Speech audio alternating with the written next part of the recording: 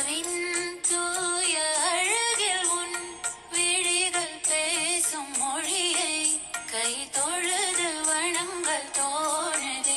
ஜகதம்பா தாயே உனையே தாய்மையின் ஸ்வரூபம் நீ நம் இனிய ஜகதம்பாவே. அருந்தவத்தில் அமர்ந்த கோலம் இது ஜகதம்பாவின் கீதம். ஓம் சாந்தி. 23/6/2024. ஓம் சாந்தி. அவ்யக்த பாப்தாதா மதுவனம். ரிவைஸ் 19/3/2000. ஆக்கப்பூர்வமாக இருப்பதிலும் பணிவை கொண்டிருப்பதிலும் ஒரு சமநிலையை பேணுவதன் மூலம் உங்களின் ஆசீர்வாத கணக்கில் சேமியுங்கள். இன்று பாப்தாதா தனது புனிதமான சந்தோஷமான அன்னங்களின் ஒன்று கூடலுக்குள் வந்துள்ளார். எங்கும் புனித அன்னங்கள் புலப்படுகின்றார்கள்.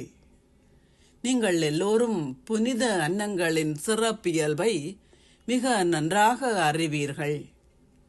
சதா புனிதமான சந்தோஷமான அன்னமாக இருத்தல் என்றால் சுத்தமான தெளிவான இதயத்தை கொண்டிருத்தல் என்று அர்த்தம்.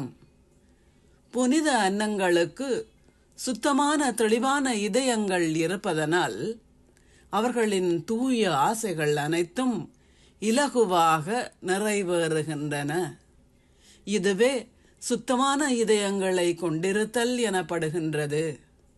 இத்தகைய ஆத்மாக்கள் சதா முழுமையான மன நிறைவுடன் இருப்பார்கள். உங்களுக்கு ஒரு மேன்மையான எண்ணம் தோன்றியதுமே அது நிறைவேறிவிடும். இதற்காக முயற்சி செய்ய வேண்டியதில்லை. ஏன்? சுத்தமான இதயங்களை கொண்டிருப்பவர்களே பாப்தாதாவால் மிகவும் நேசிக்கப்படுபவர்களும் நெருக்கமாக இருப்பவர்களும் ஆவார்கள். அவர்களின் மேன்மையான எண்ணங்கள் அனைத்தும் நிறைவேறுவதனால் அவர்களின் மனோபாவம், பார்வை, வார்த்தைகள், தொடர்புகள் மற்றும் உறவு முறைகள் அனைத்தும் இலகுவாகவும் தெளிவாகவும் இருக்கும். அவை ஒன்று போலவே தென்படும். அவர்களின் இலகுத்தன்மையின் அடையாளம் என்னவென்றால் அவர்களின் இதயங்களும் தலைகளும் பேச்சும் அனைத்தும் ஒன்றாகவே இருக்கும். இந்த நாட்டையும் வெளிநாடுகளையும் சேர்ந்த தேவதை குழந்தைகளுக்கும் சதா சுத்தமான இதயங்களை கொண்டிருப்பதுடன் சதா சகல பேறுகளாலும் நிறைந்திருப்பவர்களுக்கும் உண்மையான ஹோலியை கொண்டாடுபவர்களுக்கும், அதாவது இந்த ரூபத்தை உங்களின் உண்மையான நடைமுறை ரூபம் ஆக்குபவர்களுக்கும், ஆக்கப்பூர்வமாக இருப்பதற்கும் பணிவாக இருப்பதற்கும் இடையில் ஒரு சம நிலையை பேணுபவர்களுக்கும், தமது கணக்கில் சதா ஆசீர்வாதங்களை சேமிப்பவர்களுக்கும் பாப்தாதாவின் பல மில்லியன் மடங்கு அன்பும் நினைவுகளும் நமஸ்காரங்களும். ஆசீர்வாதம். நீங்கள் உங்களின் இனிமையால் தந்தைக்கு நெருக்கமாக இருக்கும் காட்சியை வழங்கும் ஒரு மகாத்மா ஆகுவீர்களாக. தமது எண்ணங்களில் இனிமையையும் தமது வார்த்தைகளில் இனிமையையும் தமது செயல்களில் இனிமையையும் கொண்டிருக்கும் குழந்தைகள் தந்தைக்கு நெருக்கமானவர்கள்.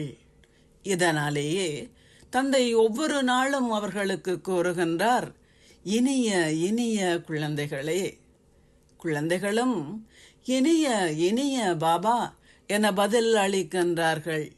எனவே இந்த இனிய வார்த்தைகள் ஒவ்வொரு நாளும் உங்களை இனிமையால் நிறைந்தவர்கள் ஆக்குகின்றன. இனிமையை வெளிப்படுத்தும் மேன்மையான ஆத்மாக்கள் மகத்தானவர்கள். இனிமை என்பது மகத்தானது. இனிமை இல்லாவிட்டால் மகத்துவத்தின் அனுபவமும் இருக்க மாட்டாது. ஸ்லோகம். இலேசாகவும் ஒளியாகவும் இருந்து ஒவ்வொரு செயலையும் செய்யுங்கள், நீங்கள் களிப்பினை அனுபவம் செய்வீர்கள். ஓம் சாந்தி. நன்றிகள் பாபா.